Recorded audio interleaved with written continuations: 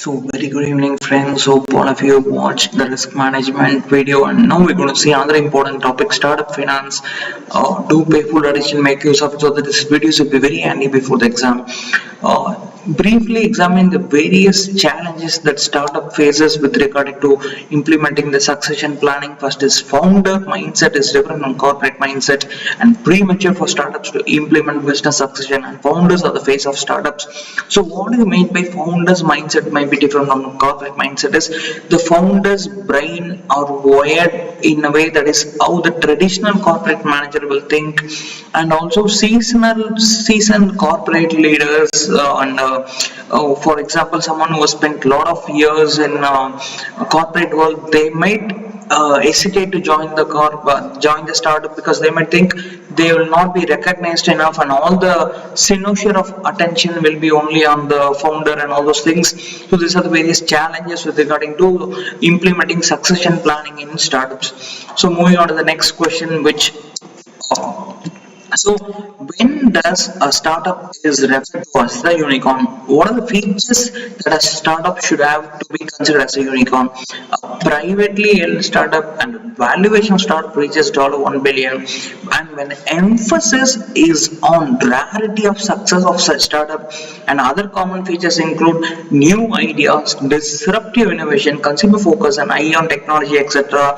So if you see, there is 4 points, and AFM theory, every question contains 4 marks, so maybe one mark for each point. So we've got a lot of chances for questions like this. And moving on to the next, another important question.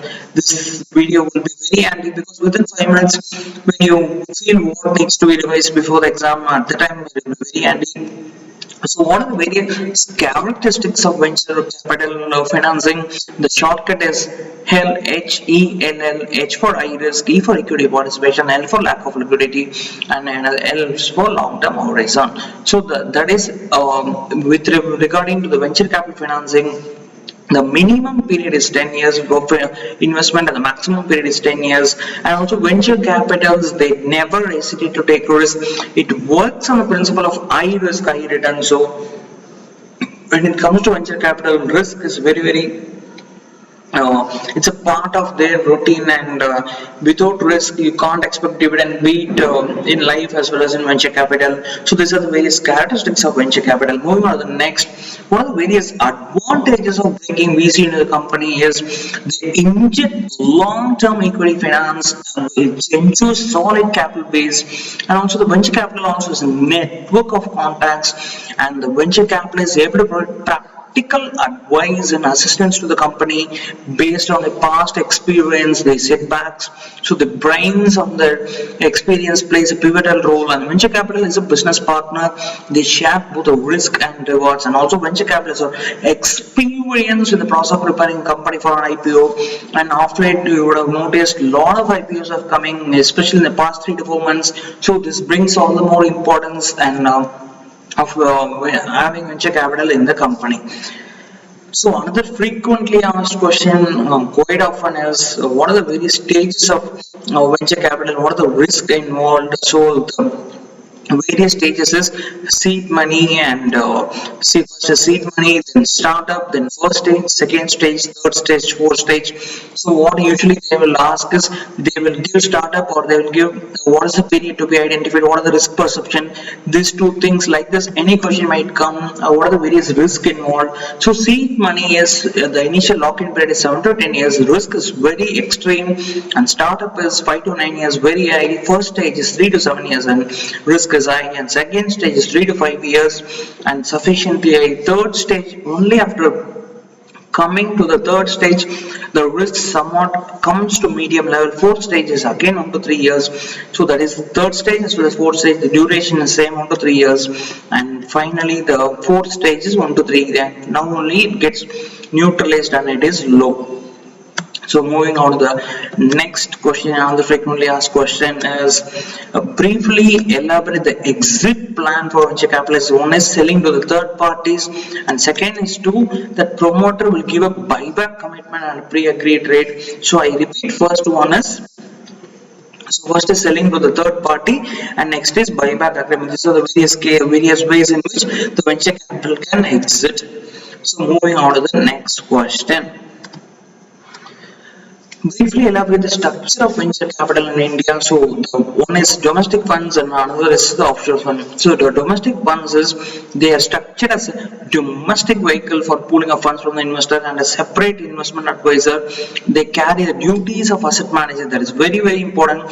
That is the investment advisor carries the duties of asset manager.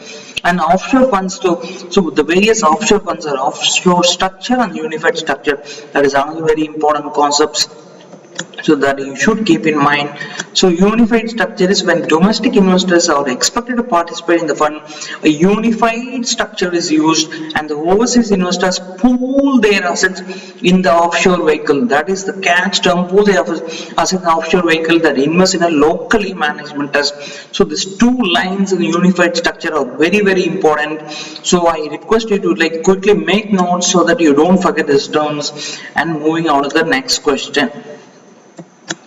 This is another very important term.